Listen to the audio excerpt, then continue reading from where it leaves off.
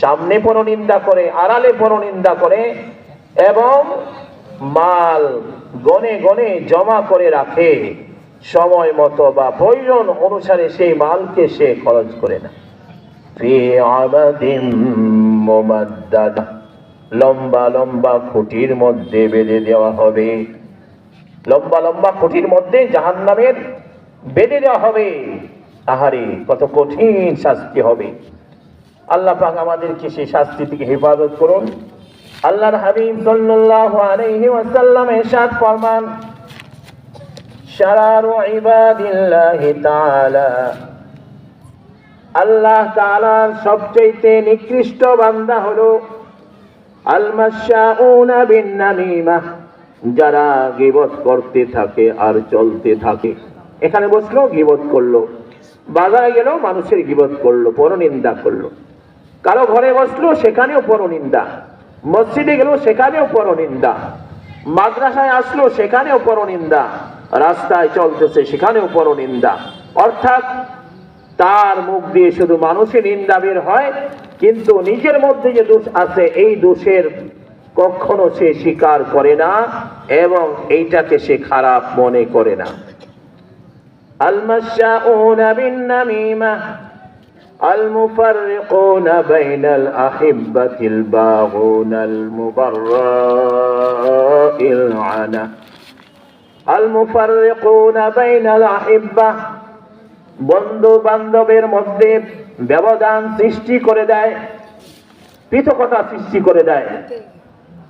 আপনার কাছে বলতেছে, ভাই অমুকে তোমাকে এই কথা বলছে, তার কত বড় সাহস, সে কি তোমাকে এরকম বলতে পারে? আবার ওর কাছে গিয়ে বলবে, আপনি যে উত্তর দিলেন সেটা বড় করে লাগাবে, বলতেছে সে তো তোমাকে এই বলছে, সে কি তোমাকে এরকম বলতে পারে, তার কত বড় সাহস। লো দুইজন মিলে অ্যাকশনে যাই, তারপর যা হওয়ার হয়। তো সে এইভাবে আল মুফাররিকুনা বাইনাল আহিব্বা আল বাগুনাল মুবাররাইল আনা, এবং মানুষের মধ্যে ঝগড়া সৃষ্টি করে দেয়, মানুষের মধ্যে বিবাদ সৃষ্টি করে দেয়। সেই মানুষ হলো আল্লাহর সৃষ্টির সবচেয়ে নিকৃষ্টতম সৃষ্টি। আল্লাহর সৃষ্টির মধ্যে সবচেয়ে নিকৃষ্টতম সৃষ্টি হলো গীবতকারী, পরনিন্দাকারী, যারা মানুষের মধ্যে বিবাদ সৃষ্টি করে দেয়, পৃথকতা সৃষ্টি করে দেয়, ব্যবধান সৃষ্টি করে দেয়। নবীজি সাল্লাল্লাহু আলাইহি ওয়াসাল্লাম একবার রাস্তা দিয়ে যাচ্ছিলেন, হঠাৎ করে চোখ দিয়ে পানি ঝরঝর করে পড়ছে। সাহাবায়ে কেরাম জিজ্ঞাসা করলেন, ওগো আল্লাহর হাবিব, ইতিপূর্বে আপনি খুশি ছিলেন, আমরা আপনার পিছু পিছু চলতেছিলাম, হঠাৎ করে দেখলাম আপনার চোখ থেকে পানি ঝরতেছে, আমাদের কথায় আমাদের আচরণে কোনো ব্যথা পেয়েছেন কিনা?